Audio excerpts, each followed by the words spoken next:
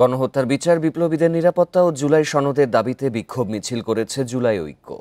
বৃহস্পতিবার রাতে শাহবাগ মোড় থেকে শহীদ মিনার পর্যন্ত এই বিক্ষোভ করা হয়।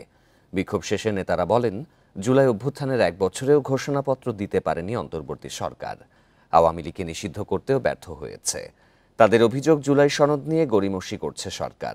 টালবাহানা বন্ধ করে সব রাজনৈতিক দলের মতামতের ভিত্তিতে দ্রুত জুলাই ঘোষণাপত্র দেওয়ার আহ্বান জানিয়ে তারা বলেন, সব হত্যাকাণ্ডেরই বিচার করতে হবে, নইলে কঠোর আন্দোলনের হুঁশিয়ারি দেন নেতারা।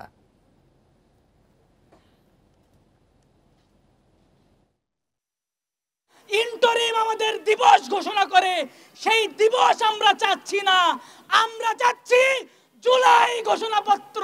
আমরা প্রশ্ন রাখতে চাই, ইন্টারিম কোন দেশের এমবাসি থেকে পরিচালিত হচ্ছে যে তারা এখনো ছাত্র জনতার ম্যান্ডেটকে স্বীকার করছে না? পহেলা জুলাই জুলাই ঐক্যের পক্ষ থেকে জুলাইয়ের ঘোষণাপত্রের দাবিতে, গণহত্যার বিচারের দাবিতে ছাত্র জনতার গণ মিছিল ঘোষণা করছি।